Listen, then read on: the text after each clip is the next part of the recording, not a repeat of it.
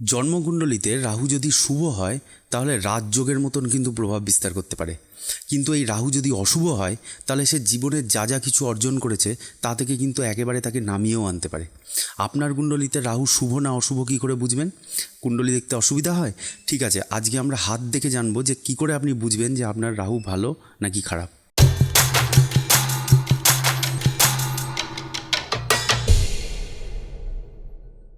নমস্কার, আমি অ্যাস্ট্রোলজার সৌরভ রায়। অ্যাস্ট্রোস্কোপ ইউটিউব চ্যানেলে সকলকে স্বাগত জানাই।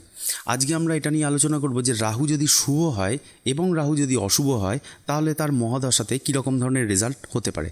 জ্যোতিষশাস্ত্রে বহুল প্রচলিত গ্রহদের মধ্যে একটি হলো রাহু। রাহুকে বলা হয় নৈসর্গিক অশুভ গ্রহ। সেই জন্যে রাহুর কিন্তু অশুভতাটাই সবথেকে বেশি বিচার্য।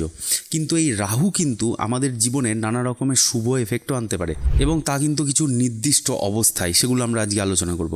এই রাহুর প্রভাবেই মানুষ কিন্তু রাতারাতি উন্নতির চরম সীমায় পৌঁছাতে পারে, কিন্তু অনেকের ক্ষেত্রেই কিন্তু রাহুর প্রভাবে রাতারাতি তার জীবনে নেমে আসতে পারে কিন্তু নানা রকমের বিপর্যয়।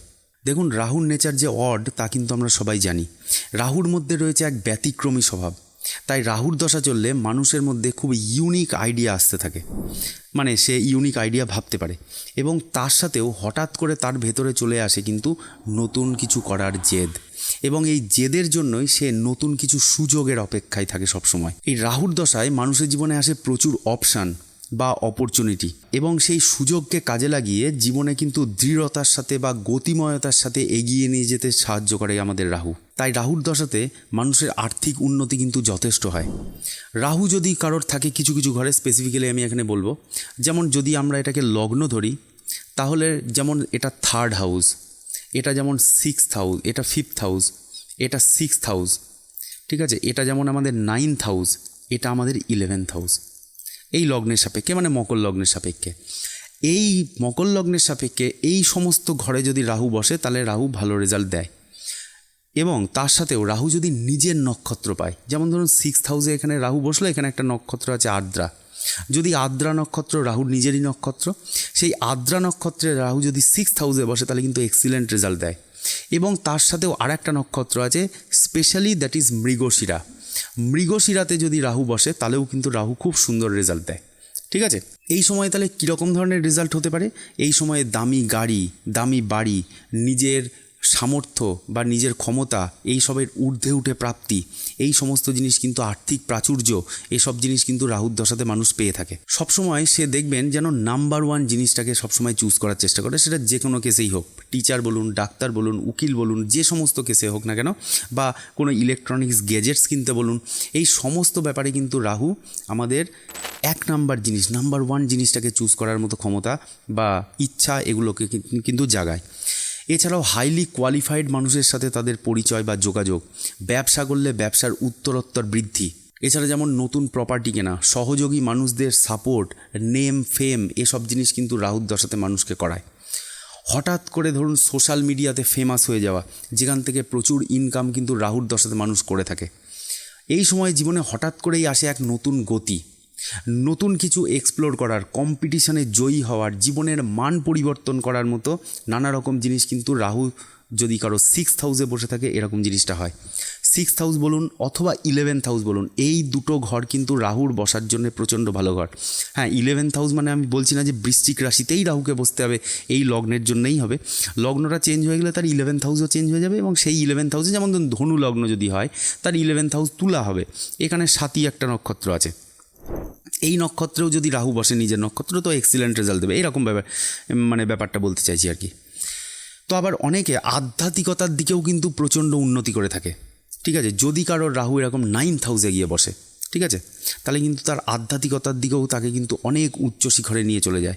হাইলি কোয়ালিফাইড লোকজন বা গভর্নমেন্ট সেক্টরের হাইলি কোয়ালিফাইড মানে যে সমস্ত মানুষজন, অফিসিয়ালস আছে, তারা রাহুর এফেক্ট ছাড়া কিন্তু যাওয়া সম্ভব নয়।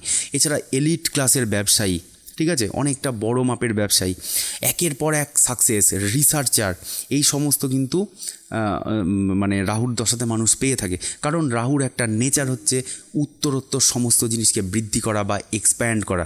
রাহু সমস্ত জিনিসকে এক্সপ্যান্ড করতে ভালোবাসে, বড় বিশাল আকারের করতে ভালোবাসে। তো সেই কারণে রাহুর দশাতে এই সমস্ত জিনিসের প্রগ্রেশন, উন্নতি, যদি মানুষের মানে যদি কারোর হরোস্কোপে রাহু এরকম জায়গাতে বসে থাকে তাহলে কিন্তু প্রচণ্ড ফেভারেবল রেজাল্ট দিয়ে থাকে। কিন্তু ধরুন কারোর কুণ্ডলিতে রাহু থাকলো শনি বা বৃহস্পতির সাথে, তাহলে কিন্তু রাহু খুব ভালো রেজাল্ট দিতে পারে না। এবং যাদের সাথে বসলো শনি বৃহস্পতি, এরাও কিন্তু খুব ভালো রেজাল্ট শো করতে পারে না, যে কারণের জন্য মানে কিছু ক্যারেক্টারিস্টিক্সের প্রবলেমের জন্য হয়। এছাড়াও রাহু যদি কারোর কেন্দ্র ঘরে বসে, মানে ধরুন 1, 4, 7, 10 এগুলো আমাদের কেন্দ্র ঘর হয়। এবং এছাড়াও রাহু যদি কারোর লগ্ন সাপেক্ষে অষ্টম ঘর বা দ্বাদশ ঘরে বসে, তাহলে পরেও কিন্তু নানা রকমের প্রবলেম হতে পারে। অ্যানাদার থিং, রাহু যদি কারোর অষ্টমপতি বা দ্বাদশপতি নক্ষত্র পায়, তাহলে কিন্তু খুবই ডেঞ্জারাস, খুব বাজে রেজাল্ট দেয়। ঠিক আছে, তার মানে রাহু যদি কারোর লগ্ন সাপেক্ষে এই সমস্ত ঘরের মধ্যে বসে বা অষ্টমপতি দ্বাদশপতি নক্ষত্র পায়, তাহলে কিন্তু রাহু একটু ডেঞ্জারাস টাইপের এফেক্ট দিয়ে থাকে, অশুভ ফল দিয়ে থাকে। আর একটা জিনিস ধরুন, রাহুর যখন দশাটা চলবে তার ভেতরে তো অনেক অন্তর্দশা আছে। এই অন্তর্দশা প্ল্যানেটগুলো যদি রাহু সাপেক্ষে অষ্টম ঘর বা দ্বাদশ ঘরে বসে বা ষষ্ঠ ঘরেও বসে, তাহলে কিন্তু ওই সমস্ত প্ল্যানেটের অন্তর্দশা কিন্তু ভালো কাটবে না, তখন কিন্তু নানা রকমের সমস্যা সৃষ্টি করবে। এই রকম অশুভ রাহুর দশায় মানুষের কিন্তু এক্সপেকটেশন প্রচণ্ড বেড়ে যায়। রাহু লোভ লালসা মানুষের বাড়িয়ে দেয়। তাই এই সময়ে শর্ট টার্ম ইনকাম বা প্রচুর প্রাপ্তি, এই সমস্ত জিনিসের জন্য মানুষ কিন্তু সর্বহারা হয়ে যায়। যেমন আমরা শুনে থাকি, যেমন লটারি কাটে অনেকেই, এবং আমরা শুনে থাকি এরকম জিনিস যে লটারি কেটে তার জীবনের সর্বস্ব সে নষ্ট করেছে। ঠিক আছে, তো সেই কারণে বিভিন্ন টাইপের যেমন লোন, ঠিক আছে, অবাঞ্ছিত কাজের প্রেশার, এই সমস্ত জিনিসগুলো কিন্তু আমাদের রাহুর টাইমে ঘটে থাকে, যদি রাহু এই সমস্তভাবে বাজেভাবে প্লেস থাকে। এছাড়াও কিন্তু রাহুর দশাতে নানা রকমের সারপ্রাইজিং ঘটনা, হঠাৎ করে হয়ে যাওয়া, এরকম জিনিসগুলো কিন্তু ঘটতে থাকে, যে জিনিসগুলোর না আছে কোনো কারণ এবং না আছে কোনো ব্যাখ্যা। আচ্ছা, এবার দেখুন রাহুর দশা চলাকালীন মানুষ কেমনভাবে আস্তে আস্তে মোল্ড হয়ে যায়। দেখুন, রাহু এই অশুভ যদি হয়ে যায়, তাহলে কিন্তু আমাদের উপরে নানা রকমের সন্দেহ বা প্রচুর বেদরকারি খরচা আমাদের কিন্তু করিয়ে দেয়। এই সময় হয়তো আপনি হবেন আপনার ফ্যামিলির মানুষের কাছে অবহেলিত বা নেগলেক্টেড, যে কারণে আপনি হয়ে যাবেন সম্পূর্ণ একা। মানে ফিল করবেন, বাড়িতে থেকেই আপনি ফিল করবেন যে আপনি হয়তো বাড়ির লোকেদের থেকে সম্পূর্ণ আলাদা, এবং আপনার মনে হচ্ছে আপনি লোনলিনেস ফিল করছেন। এবং সেই জন্যই কিন্তু হয়তো কোনো কাছের মানুষ পাবার আশাতে আপনি কিন্তু নানা রকম সম্পর্কের মধ্যে জড়িয়ে পড়ছেন। অর্থাৎ ধীরে ধীরে কিন্তু রাহুর ট্র্যাপের মধ্যে আপনি পড়ছেন। এবং মানুষ যখন এরকম ট্র্যাপের মধ্যে পড়ে, তখন কিন্তু সেখান থেকে মানুষ সহজে বেরোতে পারে না। এবং সেই কারণেই কিন্তু নানা রকমের সম্পর্কহানি, ইমোশনাল অ্যাংজাইটি, অর্থকরী দিক থেকে নানা রকমের সমস্যা, বিভিন্ন জিনিস বিক্রি করে টাকা পাওয়া, মানে বাড়ির কোনো জিনিস বিক্রি করে দিল, দিয়ে কিছু টাকা পয়সা পেল, ঠিক আছে, এরকম টাইপের নানা রকম ধরনের, এছাড়াও নানা রকম ধরনের নেশা, কোর্ট কাচারিতে অর্থ নষ্ট হওয়া, এইসব জিনিস কিন্তু রাহুর দশাতে হয়। এবং আরেকটা জিনিসও হয়, রাহুর দশা যখন মানুষের চলতে থাকে, তখন কিন্তু বাড়ির ফ্যামিলি মেম্বারদের জন্য হসপিটালাইজেশনের পেছনে প্রচুর পয়সা নষ্ট হয়। ঠিক আছে, মাঝে মাঝেই দেখা যাচ্ছে মানে ফ্যামিলি মেম্বার, ধরুন বাবা মা, স্ত্রী, পুত্র বা কেউ একটা বাড়ির ফ্যামিলির কেউ হসপিটালাইজেশন হচ্ছে, এবং তার পেছনে বারবার করে অর্থ খরচ হচ্ছে। অর্থ নষ্ট বলবো না, এটা অর্থ ব্যয় হচ্ছে। দেখুন, এই রাহু বেশি মাত্রায় প্রভাবী হয় আমাদের রাতের বেলায়। তাই বেশি মাত্রায় রাত না জাগা, ঘুম না আসলেও ঘুমাতে চেষ্টা করা, এবং তেল জাতীয় বা ভাজা জাতীয় খাবার থেকে একটু বিরত থাকা, এবং নিজেকে পরিষ্কার পরিচ্ছন্ন রাখা বা বাথরুমটাকে পরিষ্কার পরিচ্ছন্ন রাখা, এই রকম জিনিসগুলো আমরা যদি করি, তাহলে কিন্তু আমরা আমাদের জীবন থেকে অশুভ রাহুর প্রভাব অনেকটাই কমিয়ে ফেলতে পারি। ঠিক আছে, এবার আপনি দেখুন যে হাতের কোন পজিশানে রাহুর মানে রাহুর পজিশান হয়, এবং সেখানে কীরকম চিহ্ন থাকলে আপনি বুঝতে পারবেন। যেমন ধরুন, এই যে এই পজিশানটা, এই যে ঠিক বুড়ো আঙুলের এইখান থেকে আমাদের আয়ু রেখাটা বেরিয়ে আসে, এই দিকে আপনি গোল মতো একটা রেখা দেখতে পাবেন।